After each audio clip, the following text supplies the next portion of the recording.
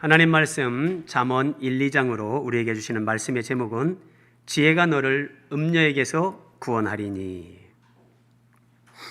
자, 여러분 스크린 보시면서 한번 속으로 아니면 또 이렇게 대답하실 분 대답해 보세요. 여러분은 성경에서 잠언하면 생각나는 게 뭐가 있습니까? 잠언하면 솔로몬. 또 뭐가 생각나십니까? 지혜. 제가 이렇게 처음 이제 믿음 생활하면서 들었던 것들은 이런 얘기예요. 예컨대 잠언은 31장까지 있습니다.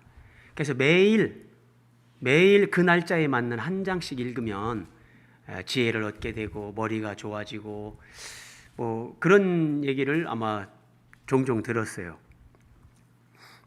나름대로 유익이 있죠. 자, 그런데 여러분들을 제가 조금 더 유익하게 하기 위해서 잠언이란 말 자체는 이제 이런 의미들을 이렇게 넓은 의미에서 포함을 하는데 어떤 격언집, 금언집, 그러니까 예를 들어서 시간은 금이다 이런 짧은 문장으로 된 어떤 그런 교훈을 주는 그런 것들을 모아놓은 것, 이것을 이제 잠언이다 이렇게 얘기를 하는데 이 한자가 굉장히 의미가 있습니다. 혹시 잠언하면 홍잠언 생각하는 사람 없습니까?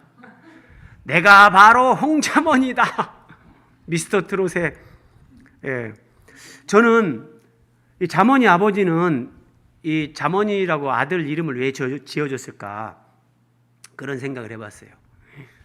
제가 뭐 남의 가정사에 왈가왈부할 건 아닌데 잠언이 아버지가 잠언에서 예수 그리스도를 만나고 뭐 그런 감격으로 잠언이라고 이름을 지어줬을까, 아니면 제가 앞에서 언급한 것처럼 야, 이 잠언은 솔로몬이 지혜의 왕이 쓴 건데 우리 아들이 막 머리가 좋아지고 예를 들어서 그런 뭐 의미로 이름을 잠언이라고 졌을까, 뭐 그렇게 했어도 뭐 그걸 우리가 나쁘다고 틀리다고 할 수는 없죠. 어쨌든 잠언이는 저렇게 트롯이라도 잘하잖아요. 제가 봐도 뭐 어린 친구가 너무 막 진짜 트롯 맛깔나게 잘했습니다. 자, 어쨌든 이 아버지도 대단해요. 아들 이름을 잠언이라고 지는 건 아마 우리나라에서 최초일 거예요. 아마, 그죠? 잠언, 이 발음이나 어감이 그렇게 좋지는 않은데 어쨌든 잠언에서 은혜를 받았을 것 같아요. 잠언이 아버지는. 자, 잠언을 한자로 설명하면 이렇습니다. 경계잠자, 말씀 한자인데, 자, 뭐 비전이 왜 이렇게 어깨를 덮고 있습니까? 춥습니까? 잘 보세요. 자, 이게 잠언할 때 경계잠자를 쓰는데 이 경계잠자의 의미가, 자, 이게 경계잠자인데 위에 검은색 이 부수라고 하죠.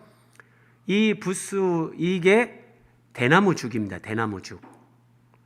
잠언은 잠자, 경계잠자는 위에 대나무죽이 있는, 대나무가 있는 거고, 그리고 그 밑에 대나무죽자 밑에 파자를 하면 이렇게 되는 거예요. 대나무죽에다가 다함자, 다함. 이게 다 함자인데 두 개가 합쳐져서 경계잠이 되는 거예요. 자, 다라는 것은 설명 써놨죠. 남거나 빠진 것 없이 모두 이런 의미예요. 이게 다라는 얘기예요. 다. 자, 그럼 이게 무슨 의미냐? 대나무잖아요. 대나무가 부족함이 없이, 빈틈이 없이 빽빽하게 이렇게 서 있는 거. 이게 마치, 근데 왜 경계잠이라고 하냐? 이 군인들이 예를 들어서 이제 뭐 칼이나 창이나 이런 걸 들고 이제 경비를 쓰는 거예요. 경비를 쓰는데 빽빽하게 물 셀 틈 없이, 빈틈 없이 이렇게 쭉 대나무 같이만 이렇게 서 있다. 그래서 이걸 경계잠, 이 잠자를 쓰는데, 제가 이것을 조금 더 풀어서 제가 한번 이렇게 의미에 맞게 이렇게 정리를 해봤습니다. 그래서 잠언이라고 할 때 이 잠자는 한자로 경계잠인데, 많은 군인들이 밤낮 깨어 경계를 서는 것처럼 잠언의 말씀을 잘 깨닫고 그 말씀을 따라 살면 첫째, 군인들처럼 영적으로 깨어 있을 수 있다. 두 번째, 이 군인들이 적의 어떤 침투 이런 것들을 대비하잖아요. 둘째는 적의 공격을 대비할 수 있다. 적의 공격을 대비할 수 있고, 세 번째는 이게 경비병들이 경비를 잘 쓰고 어떤 적의 침투나 이런 것들을 사전에 파악하고 대비를 한다면 그 나라에 평화가 있고 사람들이 안전하게 살 수 있죠. 그래서 하나님을 믿으면서도 이렇게 잠언의 말씀을 깨닫고 그 말씀을 따라 살면 주님 안에서 평화롭고 안전한 삶을 살게 하는 그런 안내 역할을 해주는 말씀이 잠언이다. 이런 의미들을 잠언이 이렇게 함의를 하고 있는 겁니다. 모르겠어요. 저는 뭐 다른 목사님들이 다 너무 잘 알고 성도들이 다 알고 있어서 그런지 모르지만 저는 제가 믿음 생활할 때 이렇게 설명을 해주는 목사님들이 없었어요. 그래서 저는 뭐 여러분들에게 어쨌든 조금이라도 여러분들이 궁금할 것 같다 그러면 제가 설명을 해드립니다. 자, 오늘 1장 1절에 가면 다윗의 아들 이스라엘의 왕 솔로몬의 잠언이다 이렇게 얘기를 합니다. 그래서 이 잠언의 저자가 솔로몬이라는 것을 스스로 밝히고 있는데, 자, 여기서 중요한 거예요. 저는 잠언 이렇게 5월 1일 날부터 묵상을 하면서 다윗의 아들이라고 여기에 솔로몬이 왜 썼을까? 그래서 여러분 성경을 묵상하면서 생각해야 돼요. 예를 들어서 이스라엘 왕 솔로몬이 쓴 잠언이다 이렇게 해도 뭐 아무 문제 없어요. 그렇죠? 근데 여기에 다윗의 아들 이런 표현이 들어가요. 그러면 여기에서 이 성경을 보는 독자들이 뭔가 생각하고 또 뭔가 의미를 이렇게 간파하라고 하나님이 성경에 우리한테 그런 사인을 주는 거예요. 자, 다윗의 아들이라고 할 때 하나님이 사무엘하 7장에서 다윗에게 다윗 언약을 주십니다. 하나님이 다윗과 언약을 하시는데 다윗이 내가 하나님을 위해서 성전을 짓겠다 그랬을 때 하나님께서 네가 나를 위해서 내 집을 건축하겠느냐? 아니다. 됐다. 내가 오히려 너를 위해서 집을 짓겠다 하시면서 뭐라고 말씀하시냐면 너는 이제 나이가 되어서 조상들에게로 돌아가 함께 누울 거다. 너는 이제 죽게 될 건데 네 몸에서 네 씨를 네 뒤에 세워 다윗의 몸에서 네 씨를 내 뒤에 세워 그의 나라를 내가 견고하게 하겠다. 그의 나라 왕위를 내가 영원히 견고하게 하겠다. 하나님이 다윗에게 이렇게 언약하셨어요. 약속을 하신 거예요. 이걸 다윗 언약이다 그래요. 매우 매우 중요한 거예요, 여러분. 그래서 예수님이 이 땅에 오셨을 때 많은 뭐 병자들이나 이런 사람들이 예수님을 향해서 다윗의 자손 예수여 이렇게 불렀잖아요.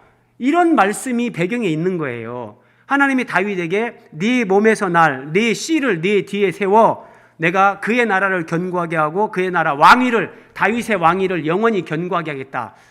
이것은 그냥 표면적으로 보면 이스라엘 나라, 이스라엘의 어떤 왕권 이런 걸 얘기하는 것 같지만 궁극적으로는 다윗의 자손으로 오시는 그리스도 예수님께서 세우시는 하나님의 나라, 이스라엘 나라가 아니라 하나님의 나라, 그 나라에 예수 그리스도께서 만왕의 왕이 되셔서 그 나라 백성으로 우리를 구원하고 부르시는 것들, 이런 구원을 하나님이 이루어가는 것을 여기서 약속하신 거예요. 그래서 누가복음 1장에서 이게 성취가 되는 게 나와요. 자, 마리아에게 이제 예수님이 성령으로 잉태될 때 천사가 얘기하는 거예요. 잉태하여 아들을 낳을 건데 그 이름을 예수라 하라. 자, 주 하나님께서 그 조상 다윗의 왕위를 그에게 주시리니. 보세요. 다윗의 왕위를 그에게 주시리니. 자, 그의 나라 왕위를 영원히 견고하게 하겠다. 여기서 다윗의 씨, 다윗의 아들은 1차적으로는 솔로몬이잖아요. 그런데 궁극적으로 솔로몬이 다윗의 자식인 것처럼 다윗의 자손으로 오시는 예수 그리스도에게 다윗이 예표적으로 보여줬던 그 왕권, 그 다윗의 왕위를 하나님께서 주시고 그 예수님에게 그 나라가 육적 이스라엘이 아니라 하나님의 나라, 이스라엘이 상징하는 하나님 나라가 영원 무궁하리라. 이 말씀이에요. 이렇게 성취가 됩니다, 여러분. 그러니까 다윗의 아들 이스라엘 왕 솔로몬의 잠언이라고 할 때 다윗의 아들이라는 표현에 이 의미가 기본적으로 들어가는 거예요.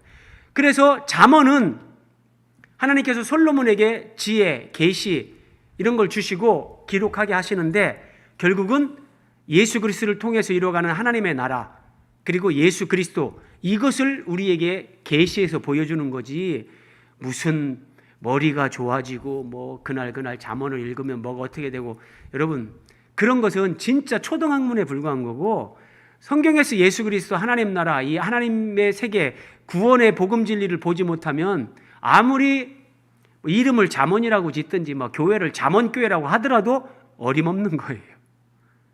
그래서 문자 이면에 있는 그리스도와 연결되는 이 하나님의 진리, 계시를 알아야 된다. 자, 시간이 없어서 다 하지는 못하고요. 자, 10절로 갑니다. 내 아들아. 그럼 여기서 내 아들아 그럴 때 내는 누굴까요? 일차적으로 내는 누구죠? 그렇죠. 아유, 장로님 감사합니다. 솔로몬이 기록을 한 거니까, 저자가 솔로몬이니까 내 아들아. 여기 이건 솔로몬이 지금 아버지 위치에 있는 거예요. 그리고 아들을 향해서 내 아들아 솔로몬이 부르는 거예요. 그런데 자, 성경은 이게 솔로몬이 기록을 해서 솔로몬이 자기 자식에게 주는 그런 교훈적인 말씀으로 여기에 이렇게 기록이 되지만, 내가 내 아들아 그럴 때 하나님이 이 말씀을 통해서 우리에게 말씀하시는 거예요. 하나님이 우리에게, 예수 그리스도를 믿는 우리에게, 우리는 예수님 안에서 다 아들이고 다 딸입니다. 그래서 어떤 때는 다 아들이고, 그래서 하나님 나라의 둘째 아들들이 되는 거고, 예수 그리스도의 다 신부가 되는 거예요. 딸들이 돼서. 그래서 아들아 그럴 때 뭐 남자 여자 다 포함하는 거예요. 자, 하나님께서 우리에게 말씀하시는 거예요. 아들아, 딸아, 악한 자가 너를 꿰일지라도 너는 그를 따르지 말라 그래요. 성경이 정말 얼마나 심오한가 보세요, 여러분. 이 악한 자를 잠언 5장에서 이걸 음녀라고 합니다. 음녀. 음녀의 입술은 음녀. 여러분, 이 음녀를 잘못 이해하면 그냥 뭐 창녀인가 보다. 술 파는 여인, 몸 파는 여인, 그 정도로만 생각할 수 있는데 성경은 그 이상입니다. 그런 음녀도 있지만 영적인 음녀. 궁극적으로 에덴 동산에 출현해서 하와를 유혹했던 너를 꿰일지라도 사람을 꿰는 자, 사람을 유혹하는 자, 속이고 넘어뜨리는 자, 사탄 마귀를 가리키는 거예요. 너무 달콤해서 그냥 꿀 떨어지는 것처럼 사람들이 거기에 빨려 들어간단 말이에요. 그런데 더 중요한 거 보세요. 음란한 여인은 귀한 생명을 사냥한다. 여러분, 이게 문자적으로 1차적으로 음녀가 사람들 돈 뺏어가는 것까지는 이해하지만 생명을 사냥하게 가는 건 아니잖아요. 이 영적인 걸 포함한다니까요. 여기에 나타나는 음녀, 궁극적으로는 속이는 자, 꿰는 자, 넘어뜨리는 자, 유혹하는 자, 마귀 사탄을 가리키는데, 그 사탄, 마귀, 그 음녀에게 걸려들면 귀한 생명이 잃게 된다. 이 생명은 이 육체적인 생물학적 생명만 아니라 영적인 생명, 하나님 나라에서 누리게 될 그 영원한 생명까지도 잃어버리고, 그래서 이 사탄, 마귀의 궁극적인 목적은 사람들의 생명을 사냥하는 거예요. 그래서 정신 바짝 차려야 되는 거예요. 여러분, 솔로몬이 어떤 사람입니까? 하나님으로부터 지혜를 받아가지고, 지금도 뭐 인류 역사 가운데 지혜의 왕으로 그렇게 인정받는 사람이 솔로몬인데, 그 솔로몬이 여자를 1000명을 거느렸습니다. 그래서 그 여자들이 섬기는 자기들 우상 신 때문에 노년에 솔로몬이 하나님을 떠났습니다. 성전을 건축한 사람이 그 성전을 건축한 예루살렘 한쪽에 우상의 신전을 또 지었습니다. 솔로몬도 이렇게 했다니까요. 그러면 이 시대 예수 그리스도를 믿는 우리는 여러분, 우리도 방심하면 안 되는 거예요. 그래서 경계잠, 대나무가 쭉쭉 뻗어 서 있는 것처럼 군사들이 탁 눈을 뜨고 무장을 하고 경계하면서 적의 침투 살피고 대비하고 영적으로 그러면서, 그래서 이 잠언의 말씀을 우리가 잘 깨닫고 그 말씀을 따라 살면 우리가 영적으로 깨어있고 영적으로 마귀에게 우리가 승리할 수 있고 하나님 앞에 영광 돌리는 그 삶을 살아갈 수 있다는 거예요. 이렇게 보면요, 잠언 말씀은 정말 위대한 말씀, 진짜 꿀같은 말씀이라니까요. 자, 한번 그림으로 볼게요. 솔로몬이 아들아 그러잖아요. 그림으로 보면 이렇게 됩니다. 아들이 있는데 아들이 지금 두 갈래 길에서 선택을 해야 되는 거예요. 갈림길에 서 있는 거예요. 갈림길에. 자, 눈 뜨고 다 한번 보세요. 중요한 거예요. 아들이 이렇게 서 있는데 지금 아버지가 부르는 거예요. 아들아. 아버지가, 내 아들아. 아버지가. 제가 이런 그림을 모아놨었는데 여기 맞겠다 싶어요. 아버지는 잠언 말씀, 성경 말씀으로 막 은혜가 되는 거예요. 이게 진리다. 막 깨달음이 오니까. 그래서 이 말씀으로 막 가슴에 하나님의 사랑이 불타고 은혜가 충만하기를 바라면서 내 아들아, 너는 악한 자가 깨는데 악한 자가 깨는 길로 가면 안 된다. 따라가지 말라. 그런데 여기 악한 자가 나온다는 거야. 악한 자가요. 이 악한 자가 음녀였죠? 음녀가 한쪽에서 부르는 거예요. 젊은이, 청년, 오빠, 내 손 잡아봐요. 그런데 이 음녀가요, 금잔을 들고 있고 립스틱 짙게 바르고 온갖 금은 보석으로 치장을 하고 있고요. 예.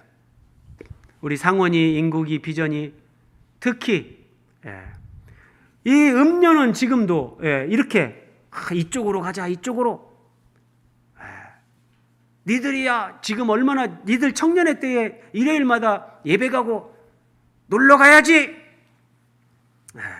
야, 여러분 지금 이걸 보여주는 거예요. 하나님 아버지, 사탄 그 가운데 있는 우리, 이 아들이 바로 우리라니까요.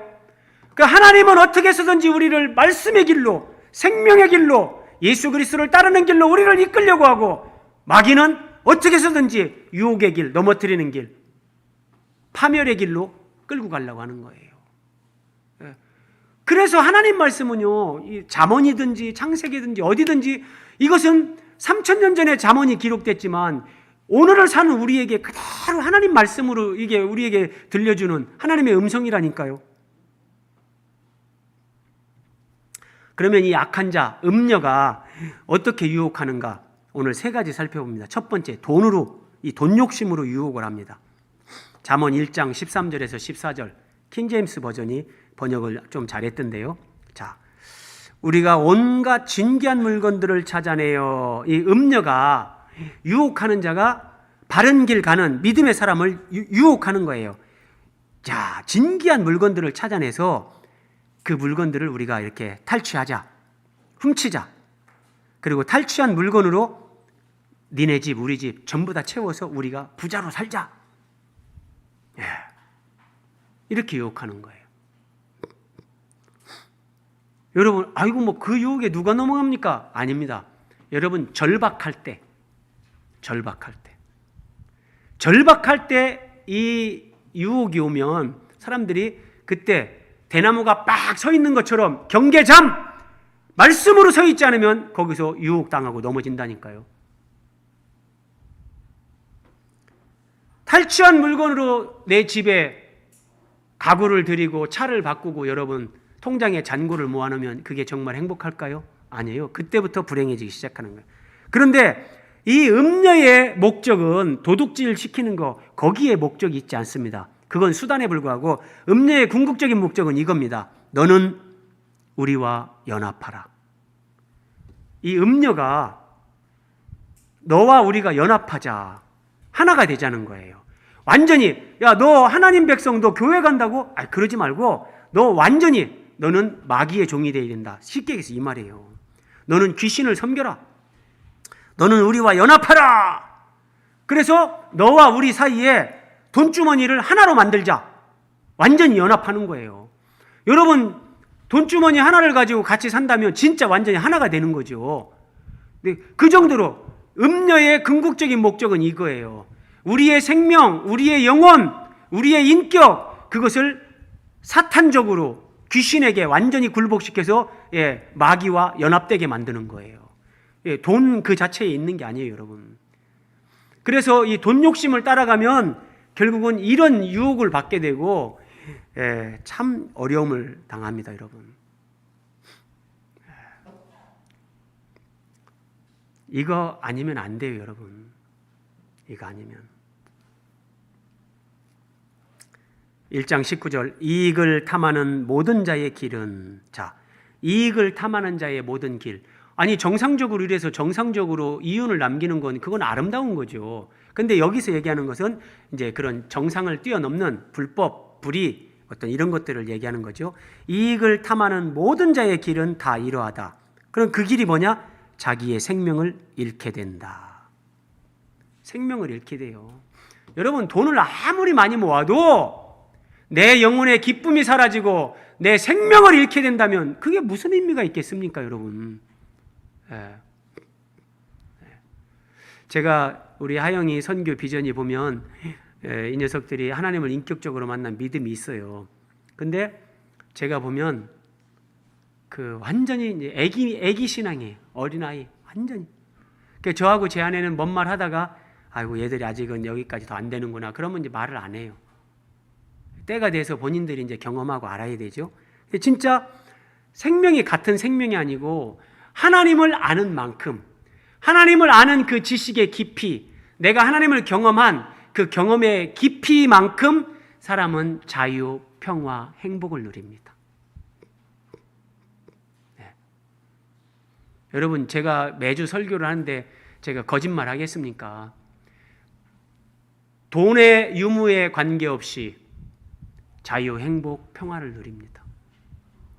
내가 환경적으로 뭐가 좋고 나쁨 그걸 떠나서, 그걸 초월해서 예수 그리스도 그분으로 말미암아 자유, 행복, 평안을 누립니다. 조건이 좋을 때만 기쁘고 행복하고 감사하다면 여전히 아직 어린 신앙이에요. 네. 자, 두 번째, 이 음녀의 유혹, 두 번째, 음란, 성적인 유혹. 그리고 이 음란을 영적으로 하면 이게 이단, 사이비, 우상숭배, 여기까지 가는 거예요. 자, 9장에 한번 볼게요. 잠언 9장에 미련한 여인이 음녀를 가리키는 겁니다. 이 음녀가, 유혹하는 자가 자기 집 문에 앉으며, 집 문에 앉아요, 문. 여자가 집 안에 있어야지 집 문에 앉아가지고, 그러면 길 왕래하는 사람들 다 보는 거예요. 다 보면서 집 문에 앉아가지고 지나가면서 저 사람 돈 좀 있겠네, 저 사람 멋있는데, 추파를 던지면서 유혹하는 거예요. 성읍 높은 곳에 앉아서도 먹잇감을 찾는 거예요. 이 여인이, 잘 보세요. 9장 15절. 자기 길을 바로 가는 행인들을 불러. 여러분, 성경이 얼마나 심오한가 보세요. 진짜 꿀이에요, 꿀.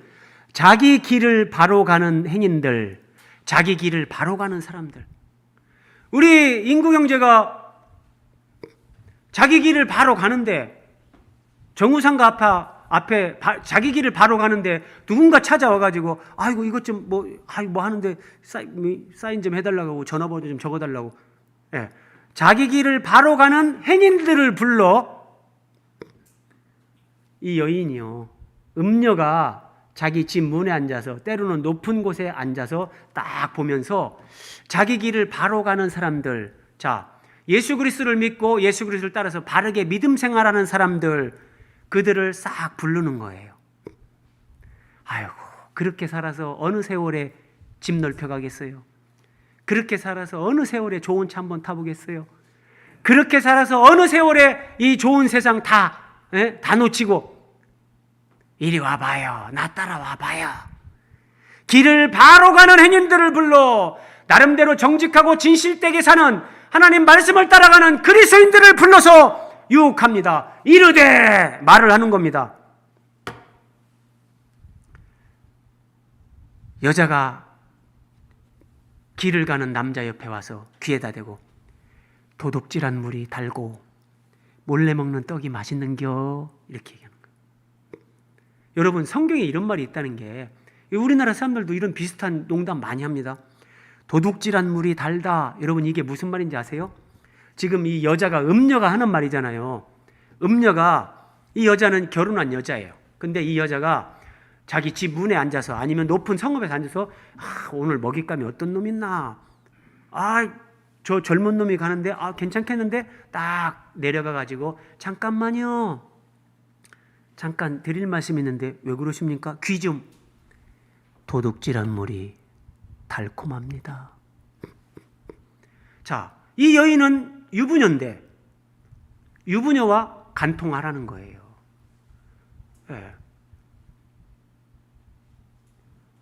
당신의 아내 말고, 당신 배우자 말고 다른 유부녀, 도둑질한 물이 달다. 여러분, 세상 사람들은 이렇게 삽니다. TV에도 이런 말들이 종종 나와요. 야, 참나. 뭐 부부끼리 여행 가냐? 뭐 부부끼리 뭐 부부 생활하냐? 진짜요. 이 악하고 음란하고 패역한 세대예요. 한 남자 한 여자가 부부로 평생을 그렇게 살면 그것은 존귀한 건데 그것을 조롱하면서 도둑질한 물이 달다. 못된 짓 하라는 거예요. 불륜 저지르라는 거예요. 그리고 또 보세요. 몰래 먹는 떡이 맛이 있다. 이게 똑같은 의미예요. 몰래 먹는 떡이 맛있다. 훔쳐 먹는 사과가 맛있다. 이런 똑같은 말이에요. 남들 모르게, 가족들 모르게 숨어서 못된 짓 하면서 그 못된 짓 하는 것이 더 맛있고 달콤하고 재밌다는 거예요. 이 미련한 여자가 자기 가정이 깨지는 것도 모르면서 음녀가 이렇게 자기 길을 똑바로 가는 행위를 불러서 이렇게 말한다는 거예요. 이렇게요. 여러분, 물론 사람이 살면서 실수할 수 있죠. 젊은 날에 실수할 수 있고 어떻게 또 살아가면서 우발적으로 실수할 수 있죠. 하나님 앞에 회개하고 하나님 앞에서 용서받고 뭐 그렇게 할 수 있죠. 사람이니까 그럴 수 있어요. 그런데 계획적으로 의도적으로 도둑질한 물이 달고 몰래 먹는 떡이 맛있다 그러면서 숨어서 몰래 이런 죄를 짓거나 죄에 동참하면 그것은 자기 생명을 잃게 되는, 여러분 충격적이죠. 와, 잠언이 우리에게 이렇게 적용이 되는가. 그리고 어떻게 되는가 보세요. 그 말씀에 음녀가 몰래 먹는 떡이 맛있습니다 이런 얘기 했잖아요. 그 다음 말씀입니다. 현대인의 성경으로 어리석은 자들은 그녀를 따라간다. 근데 그녀를 따라가는 것이 죽음의 길이라는 것을 알지 못한다. 그 음녀를 따라가는 것이 죽음의 길이에요. 그 영혼이 피폐해지고 결국은 사망에 이르는데 죽음의 길이라는 것을 알지 못하고, 또 전에 그녀의 유혹에 빠진 자들이 지금 유혹당하는 이 사람 말고 그 전에 이 여자한테 이미 유혹당했던 많은 자들이 지금 지옥에 있다는 사실도 알지 못한다.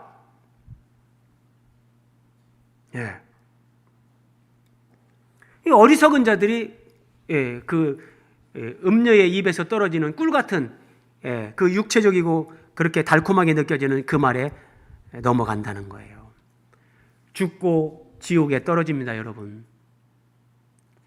그런데 잠언을 똑바로 알고 하나님 말씀으로 우리가 대나무처럼 서 있으면 이런 것들을 분별하고 이기고 하나님 앞에 쫙 하나님의 사람으로 바로 서게 되는 게 이 잠언 말씀이라는 거예요, 여러분.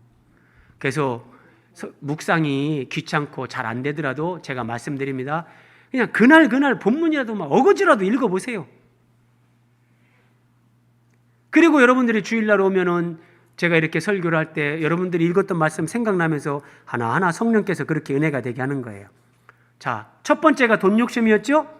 자, 두 번째가 음란이었어요. 자, 세 번째 술과 쾌락. 잠언 23장 31절.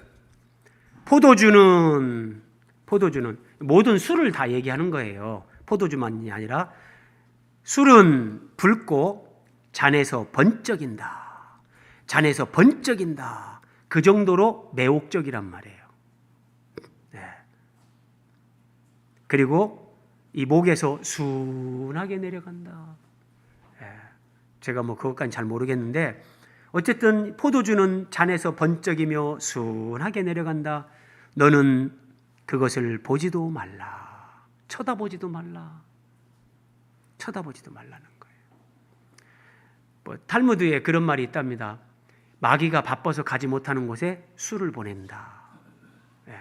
마귀가 못 가는 곳에 바빠서 못 가는 곳에 술을 보내. 술만 보내면 마귀가 간 거랑 똑같은 효과가 나타난다는 거예요. 자, 그것이 이 술을 마시고 술에 취하게 되면 어떻게 되는가 보세요. 그것이 술이 마침내 뱀같이 그 사람을 문다. 술이 마침내 뱀같이 물 것이요 독사같이 쏠 것이다. 그 사람을 독이든 독사가 쏘는 것처럼 어떤 치명타를 입힌다는 거예요.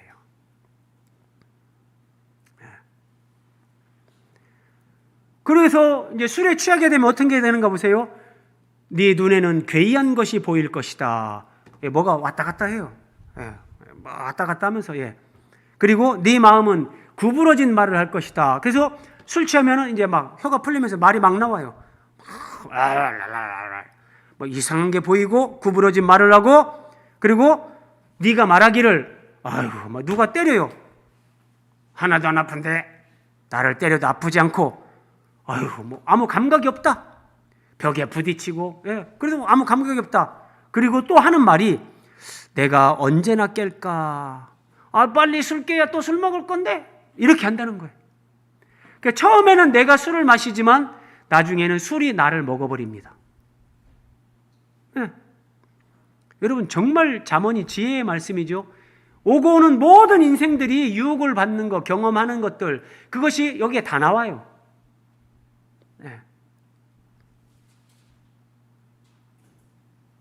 그러면 어떻게 하면 이런 사탄, 음녀, 악한 자가 돈과 음란과 이단 사상과 술로 유혹하는 유혹에 넘어가지 않고 우리가 이기는 자, 대나무처럼 꼿꼿하게 서는 정말 영적 경계에서 승리하는 자가 될 수 있을까? 어떻게 하면? 잠언은 여기에 대해서 답을 주는 거예요. 자, 1장 20절입니다. 지혜가 길거리에서 부르며 광장에서 소리를 높여 부른다. 지혜가요. 여러분 이 잠언에 지혜라는 단어가 수없이 나옵니다. 근데 사람들은 성경에서 지혜 그러면 이 지혜를 어떤 철학적인 지혜라고 생각을 합니다. 그리고 또는 이제 지식적인 지혜, 뭐 이런 지혜라고 생각하는데 그렇게만 생각하면 성경을 이제 잘못 보는 거고요. 그런 것도 포함을 하겠지만 궁극적으로 그 이상의 하나님의 지혜, 영원부터 하나님 속에 감추어졌던 하나님의 경륜의 비밀, 이런 지혜를 우리에게 알게 하는 거예요. 근데 이 지혜가 길거리에서 사람을 부르는 거예요. 여러분 음녀가 자기 집 문 앞에서 성읍 높은 곳에서 자기 바른 길을 가는 행인들을 찾아가서 얘기했잖아요. 똑같은 거예요. 이제 지혜가 불러요. 이 지혜가. 근데 이 지혜는 인격의 인격. 지혜가 길거리에서 부른다. 지혜가 시끄러운 길목에서 소리를 지르며 성문어귀와 성중에서 소리를 발하여 이른다. 그러니까 지혜가 길거리에서 사람들을 막 부르는 거예요. 넓은 광장에 모여있는 사람들 향해서 막 소리를 높이면서 외치는 거예요. 시끄러운 골목에서, 자, 사거리 아니면은 막 진짜 번화가 이런 데서 소리를 지르면서 막 사람들에게 말을 하는 거예요. 자, 소리를 지르면서 말하는데 뭐라고 말을 하냐? 너희 어리석은 자들은 어리석음을 좋아하며 거만한 자들은 거만을 기뻐하며 미련한 자들은 지식을 미워하니. 자, 여기 지식을 미워한다. 하나님을 아는 지식을 얘기하죠. 하나님 알아가는 것을 미워하고, 자, 어리석게 거만하게 정말 미련하게 하나님을 알아가는 기쁨을 다 상실하고 이렇게 살아가니 지금 지혜가 얘기하는 겁니다. 지혜가 광장에서 길목에서 사거리에서 사람들한테 막 외치는 거예요. 어느 때까지 너희가 그렇게 살겠느냐? 어느 때까지 어리석음을 좋아하고 어느 때까지 거만하게 교만하게 어느 때까지 미련한 자처럼 하나님을 아는 지식이 그런 것을 싫어하고 미워하고 멀찍이 떨어져서 믿음 생활하고 너희가 어느 때까지 이렇게 하겠느냐? 어느 때까지 이렇게 살겠느냐? 그러면 여러분 이 지혜가 누굴까요? 이 예수님이에요. 예수님. 한쪽에서는 예수님이 우리를 잡아당기려고, 한쪽에서는 음녀가 이쪽으로 가자. 주님께서 말씀하십니다. 너희가 어느 때까지 그렇게 믿음 생활할 거냐? 어느 때까지 그렇게 살 거냐?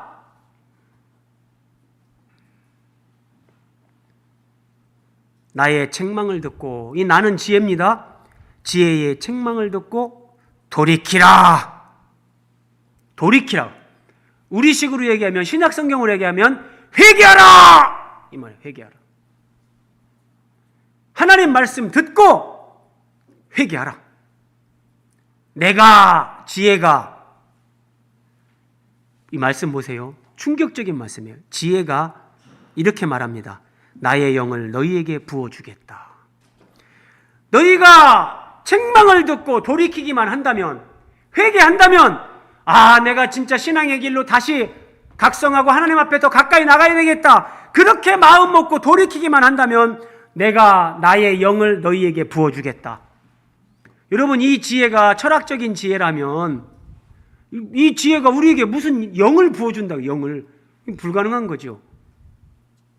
자, 이 말씀이 예수님에게서 이렇게 성취가 됩니다. 베드로가 오순절 성령 강림 이후에 사도행전 2장에서 이렇게 말합니다. 하나님이 오른손으로 예수를 높이심에, 예수님이 십자가에 죽었어요. 근데 부활시켜서 하나님 보좌 우편에 앉게 했어요. 이걸 얘기하는 거예요. 하나님이 오른손으로 예수를 높이심에 그가, 예수님이 약속하신 성령을 아버지께 받아서, 예수님이 하나님 아버지께서 약속하신 성령을 아버지께 받아서 너희가 보고 듣는 이것을, 성령을 부어주셨느니라.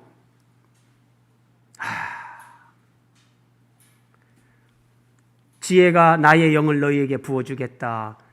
예수님이 오순절 성령이 임했잖아요. 막 사람들이 방언이 터지고 난리 났잖아요. 지금 그때 얘기하는 거예요. 너희가 보고 듣는 지금 이 성령, 방언을 하게 하는 이 성령을 부활하신 예수 그리스도가 부어줬다.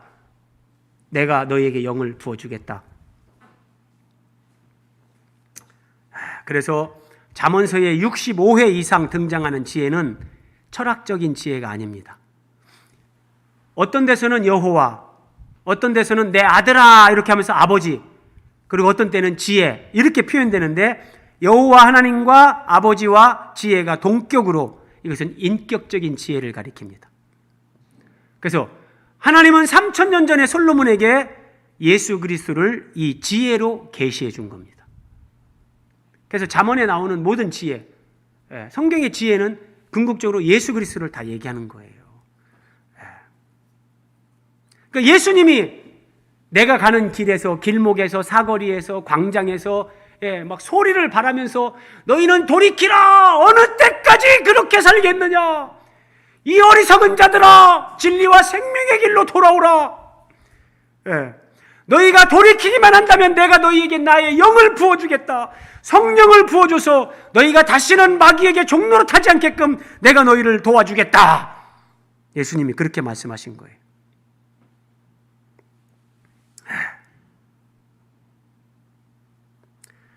여기 한번 이거 보세요, 여러분. 성경의 계시는 점진적이에요. 점진적. 예수님을 성경이 계시하는데, 아담하와가 선악과를 따먹은 이후에 하나님이 내가 여자의 후손을 보내서 너희를 구원하겠다. 여자의 후손이라는 점이 하나가 딱 찍힙니다. 성경에 여자의 후손이라는 점이 하나 딱 찍힙니다. 이 점이 계속해서 이제 커지는 거예요. 점점. 그러면서 이게 선으로 쭉 연결되면서 요한계시록까지 연결이 되는데, 자, 여자의 후손이라는 한 점으로 시작되는데, 복음이 이게 이제 아담으로 갑니다. 그러면 아담은 마지막 아담이신 예수님을 예표하는 사람. 아담과 하와에게 가죽옷을 지어 입혔죠? 가죽옷을 지어 입혀요. 아담과 하와가 죄를 지었는데 죽은 것은 가죽 있는 짐승이 대신 죽은 거예요. 그 다음에 아벨이 가인에게 죽임당해요. 예수 그리스도의 어떤 그 죽임당하는 것을 미리 보여주는 거예요. 그 다음에 아벨 대신 하나님이 셋을 주시고, 에녹으로 가서 하나님과 동행하고, 무드셀라, 그가 죽기 전에 에녹이 승천해서 예수 그리스도 안에서 이 원복음을 믿고 사람이 죽음을 초월하는 영생을 얻는 존재가 된다. 쭉 이렇게 가면서요, 아브라함으로 가고 이삭, 야곱의 아들 12아들 가운데 유다 지파 가운데 다윗의 자손으로 오시는 예수 그리스도. 그런데 여기에서 다윗의 자손, 우리가 지금 살펴보는 데는 여기에요. 솔로몬, 다윗의 아들 솔로몬에게는 하나님이 그리스도를 지혜로 계시해 준 거예요. 그래서 아브라함과 다윗의 자손으로 예수 그리스도가 이 땅에 오셨는데, 그 예수 그리스도를 성경은 그 예수 그리스도가 우리의 지혜다, 그렇게 얘기하는 거예요. 잠언에서 한번 보세요. 여호와께서 그 조화의 시작.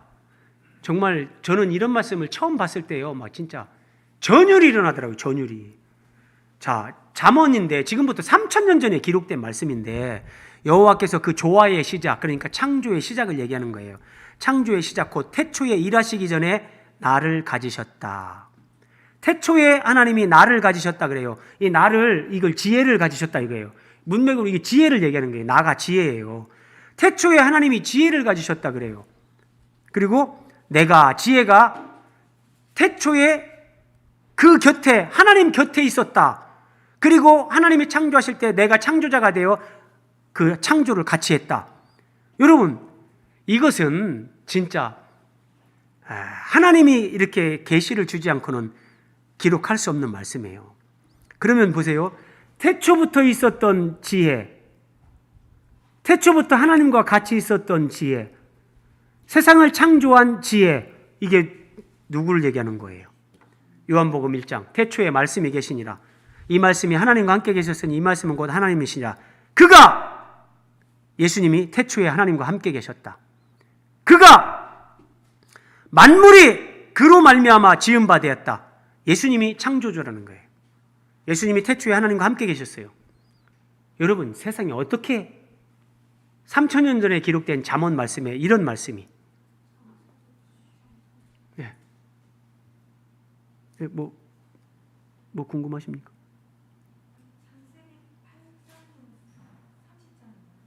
잠언 8장. 예.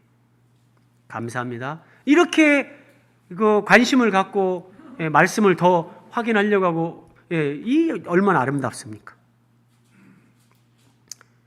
자, 지혜가,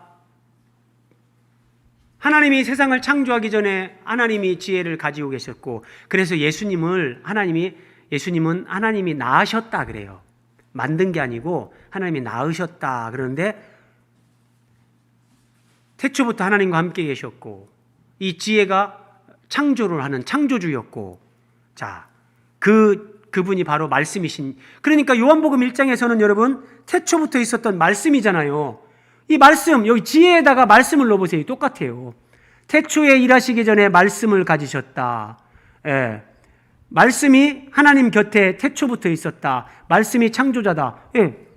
그래서 사도 요한에게는 하나님이 말씀으로, 말씀이신 그리스도, 지금 솔로몬에게는 지혜이신 그리스도, 하나님이 이렇게 계시주네요. 사도 바울, 여러분 3층전까지 갔다 오고 하나님으로부터 사람이 가히 감당할 수 없을 정도의 놀라운 계시를 받은 사람, 사도 바울이 이렇게 말합니다. 그리스도는, 예수님은 하나님의 지혜다. 명확하게. 하나 더 보세요. 우리가 지혜를 말하노니, 자, 지혜는 이 세상의 지혜가 있어요. 또 세상에서 없어질 통치자들의 지혜도 있어요. 그런데 그런 지혜를 성경이 말하는 게 아니라 하나님의 지혜를 말한다. 이 하나님의 지혜는 바로 예수님이 십자가의 죽으심으로, 하나님의 아들 예수님이 사람의 모습으로 이 땅에 오셔서 십자가에 대신 죽으시고 부활하심으로 우리를 구원 얻게 하는 거예요. 그래서 예수 그리스도가 하나님의 지혜란 말이에요. 이 예수님이 하나님의 지혜라는 것을 세상의 통치자들이, 세상 사람들이 만약에 알았다면 그 예수님을 십자가에 못 박아 죽이지 않았을 거다 이 말이에요. 그러니까 하나님의 지혜가 예수님인 걸 모르고 사람들은 그렇게 예수님을 죽였다는 거예요.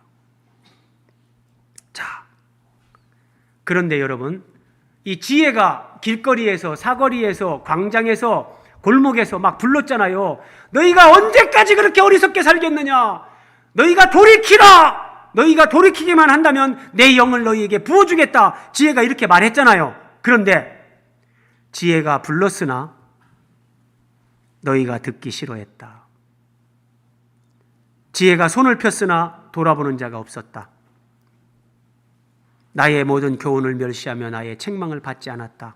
여러분, 예수님이 천국잔치 비유를 들으셨는데 똑같아요. 자, 지혜가 불렀어요. 사람들을 막 길거리 나가가지고 막 여러분 다 불렀어요. 자, 혼인잔치를 베푼 어떤 임금이 종들을 보내가지고, 자, 지금 잔치가 다 준비됐습니다. 혼인잔치에 오세요. 이게 다 부른 거예요. 예수님의 혼인잔치 신랑이 부른 거예요. 그런데 돌아보는 자가 없었다. 자꾸 교회 오라고 그럽니까? 예를 들어 이런 거예요. 나중에요, 나중에. 관심도 갖지 않고 돌아보는 자가 없었다. 근데 여기 보세요. 혼인잔치에 오소서 어떤 임금이 종들을 보내서 막 사거리 나가가지고 다 초대를 했어요. 그런데 그들이 돌아보지도 않고 한 사람은 자기 밭으로 나 지금 일하러 가야 됩니다. 한 사람은 자기 사업하러 내 사업 바빠서 지금은 뭐 하나님이고 영생이고 뭐 교회고 예수님이고 나 지금 시간 없습니다. 그 남은 자들은 종들을 잡아 모욕하고 죽이니 초대하기 위해서 보냈던 종들을 잡아 죽이고 모욕했다. 이게 임을 너희 모든 교훈을 멸시했다. 똑같은 의미예요. 그래서 여러분 3,000년 전이나 그 전이나 지금이나 똑같습니다. 하나님은 변함없는 사랑으로 사람들을 부르세요. 우리를 통해서 교회 한번 같이 가봅시다. 예수 믿어보세요. 그런데 사람들은 쓸데없는 소리 하지 마세요. 네. 돌아보는 자가 없고 자신을 부르시는 하나님의 음성, 주님의 초청에 대해서 무관심, 아무도 관심을 가지고 오히려 멸시한다. 자,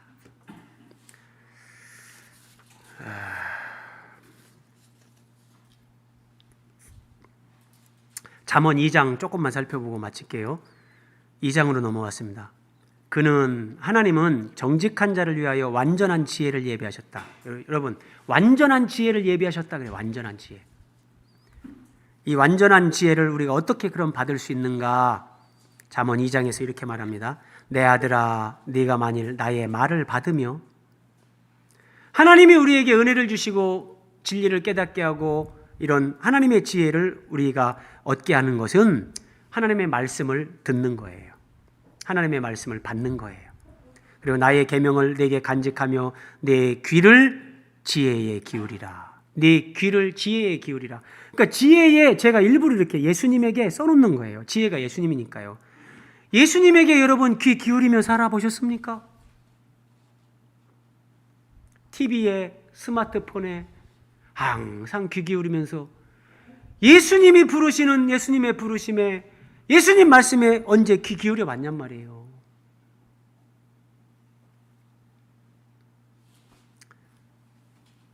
은을 구하는 것 같이, 여러분 은을 구하는 것 같이 조금 리얼하게 제가 표현해 볼게요. 돈을 많이 모으려고 하는 것 같이 그것을 구해봐라. 그것이 지혜 예수님이잖아요. 감추어진 보배를 찾는 것 같이, 오늘날 사람들은요, 뭐 우리나라에 주식 열풍이 불어가지고 뭐 주식 하는 것이 다 잘못됐다, 뭐 나쁘다 그런 얘기는 아닙니다. 그런데 어떤 투자 종목을 찾아야 내가 막 돈을 많이 남길까? 감추어진 보배를 찾는 것처럼 투자 종목을 찾고 어디에다 땅을 사놓으면 이게 부동산 값이 올라갈까? 이런 것들은 눈을 부릅뜨고 찾는데 영원한 지혜, 영원한 생명, 예수님을 그렇게 찾아보라는 거예요. 예수님을 그렇게 찾아보라는 거예요. 돈을 벌려고 하는 것 같이 지혜이신 예수님을 구해봤습니까? 감추어진 보배를 찾는 것 같이 예수님을 찾아봤는가? 만약에 예수님을 구하고 찾으면 여호와 경외하는 것을 깨닫는다. 하나님을 경외하고 정말 하나님을 사랑하고 하나님 앞에 믿음으로 합당하게 살아가는 것, 그것이 뭔지를 깨닫게 된다는 거예요. 그리고 하나님을 알게 된다. 이것은 하나님을 전혀 몰랐던 사람이 알게 된다는 그런 의미가 아니라 하나님을 인격적으로 더 깊이 알아가는 그 암, 그걸 얘기하는 거예요. 이렇게 하나님은 완전한 지혜를 준비하셨고 이제 은을 구하는 것 같이, 감추어진 보배를 찾는 것 같이 그 완전한 지혜이신 예수 그리스도를 그렇게 찾고 구하면 하나님을 경외하는 거, 믿음 생활하면서 예수 믿는 사람답게 사는 거, 하나님의 백성답게 사는 거, 그것을 깨닫게 되고 하나님을 더 인격적으로 깊이 알고 예수 그리스도의 성품의 향기를 바라는 그 삶을 살게 된다는 거예요. 여러분 찾고 구하세요. 뭘 찾고 뭘 구하십니까? 우리가 예수님을 찾고 예수님을 구하는데 정말 한번 해봐야 되지 않겠습니까? 영생이 걸린 문제, 예. 영생이 결부되어 있고 하나님과 내가 하나가 되는 어떤 이런 상상할 수 없는 이 은혜와 영광이 여기에 있는데 이런 부분에 대해서 너무 무관심하고 그러면 마귀에게 속는 거고 나중에 후회합니다. 여러분, 진짜 돈을 벌려고 하는 것처럼 예수님을 구해 보십시오. 마태복음에서 주님 말씀하셨습니다. 구하라, 그러면 너희에게 주실 것이요, 찾으라, 그러면 찾아낼 것이다. 그래서 여러분, 주님께서 구하라, 찾으라, 문을 두드리라고 하신 것이 내 욕심을 놓고 막 그거를 달라고 그게 아니에요. 은을 구하는 것처럼, 보배를 찾는 것처럼 예수님을 구하고 예수님을 찾아보라는 거예요. 예. 그러면 다 준다는 거예요. 하나님은 완전한 지혜를 예비하셨다고 했잖아요. 그러면 어떻게 되는가 보세요. 그 완전한 지혜이신 예수님이 지혜가 네 마음에 들어간다. 예, 그 예수님이 우리 마음에 들어오시는 거예요. 이것은 그래서 하나님이 완전한 지혜를 예비하신다는 것은 하나님의 아들이 사람으로 이 땅에 오시고 그 예수님이 십자가에서 죽으시고 부활하시고 승천하시고 아버지께 성령을 받아서 예수 그리스도의 이름으로 우리에게 성령을 보내주셔서 이제 성령으로 예수님이 우리 마음에 들어오시는 것, 이것까지를 하나님이 완전한 지혜를 예비하셨다는 게 이걸 다 포함하는 거예요. 그래서 예수님이 성령으로 우리 안에 이제 들어오시는 거예요. 예. 지혜가 예수님이 네 마음에 들어간다. 그리고 지식이 네 영혼을 즐겁게 한다. 이 지식은 하나님을 아는 지식. 하나님을 아는 지식. 여러분 보세요. 내가 문 밖에서 두드리노니 누구든지 내 음성을 듣고 문을 열면 내가 그에게로 들어가 그로 더불어 먹는다. 지혜가 네 마음에 들어가. 예수님이 내가 너에게로 들어간다. 지식이 내 영혼을 즐겁게 할 것이요 그랬는데 이 지식이 영생에 관한 지식. 영생은 유일하신 참 하나님과 그가 보내신 자 예수 그리스도를 아는 것이다. 예수 그리스도를 아는 지식. 이 지식이 깊어져 갈수록 네 영혼은 즐거워할 것이다. 여러분, 제가 앞에서 말씀드렸잖아요. 돈과 환경과 어떤 조건을 초월해서 영혼의 즐거움, 영혼의 기쁨, 평화, 자유, 행복, 이걸 누린다니까요. 예수님 안에서요. 그런데 예수 그리스도를 아는 지식이 이게 그냥 젖먹이 수준, 유치원 수준이면 어떻게 환경을 초월해서 평안을 누리겠습니까? 그래서 돈도 중요하고 여러분 다 중요하지만 예수님을, 하나님 말씀을 통해서 깊이 알아가는 거, 이거보다 더 보배로운 것이 없다니까요. 자, 이제 말씀을 마무리해야 되는데, 지혜가 너를 음녀에게서, 말로 흐리는 이방 계집에게서 너를 구원한다. 오늘 말씀의 제목을 여기서 저는 잡았어요. 지혜가, 이 예수 그리스도를 우리가 깊이 있게 알아가고 그 주님을 따르는 삶을 살 때 그 예수님이 우리를 음녀에게서 구원하십니다. 그런데 예수 믿는 사람들이 예수를 믿지만 신앙생활의 초점이 예수님이 아니라 다른 걸로 딱 옮겨질 때 겉으로는 표가 안 나죠. 목사가 하나님의 영광을 위해서 막 설교하고 막 교회 섬기는 것 같이 해요. 그런데 속으로는 내 영광, 내 영광을 위해서. 그러면 여러분, 음녀가 유혹할 때 그 목사는 못 이깁니다. 그래서 목사들도 그 유혹에 넘어가는 거예요.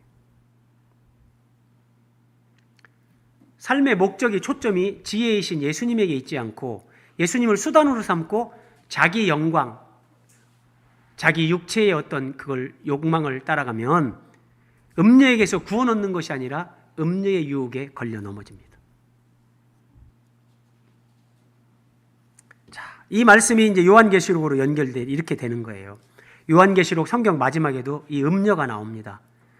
많은 물 위에 앉은 큰 음녀가 이게 사탄을 가리키는 거예요. 음녀가, 그 여자는, 이 음녀 여자는 자줏빛과 붉은빛 옷, 여러분 자줏빛, 왕들이 입는 어떤 붉은빛 옷을 입고 금과 보석과 진주로 꾸미고 손에 금잔을 가졌는데, 이게 바로 이 요한계시록에 나오는 음료예요. 금잔을 가지고 자줏빛 붉은색 옷을 입고 화려하죠. 사람들의 시선을 사로잡죠. 거기에다가 금과 보석과 진주로 꾸미고 손에는 금잔을 가졌는데, 여기에다가 조명 하나만 딱 켜보세요. 그럼 금잔에서 번쩍번쩍 막 빛이 반짝반짝하고요. 이 여인이 두르고 있는 목걸이, 다이아몬드, 금반지, 여기에서 빛이 촥촥, 여기에 사람들이 다 현혹되고 넘어가는 거예요. 그런데 이 여자가 금잔을 가지고 있는데, 자, 금잔을 가졌는데 가증한 물건과 그의 음행의 더러운 것들이 거기에 가득했다. 음행의 더러운 것들이, 이 금잔에 그러니까 돈 욕심, 음란, 교만, 시기, 질투, 미움, 뭐 이런 것들이 가득해가지고 사람들한테 그걸 딱 마시게 하는 거예요. 그럼 다 끝났다는 거예요. 자, 누구든지 그 음녀에게로 가는 자는 돌아오지 못한다. 예.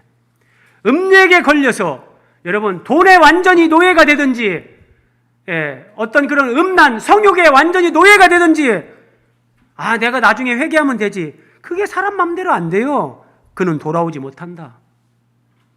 또 생명길을 얻지 못한다. 영생 천국에 가는 것이 아니라 지옥 형벌, 거기에 떨어진다는 거예요.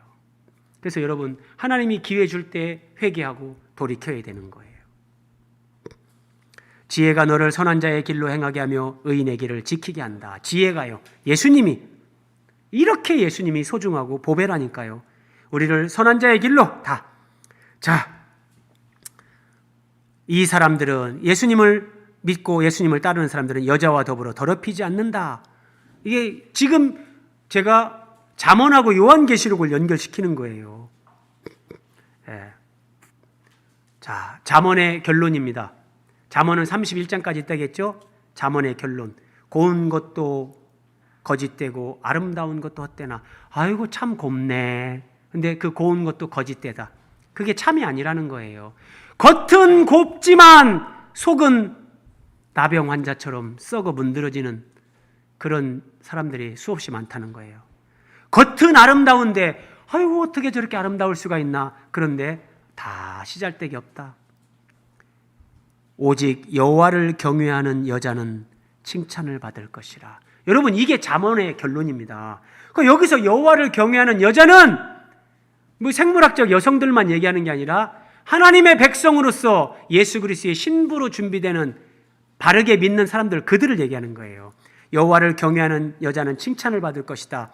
이게 오늘 마지막 말씀. 성경 요한계시록에서 이렇게 이게 성취가 되는 거예요.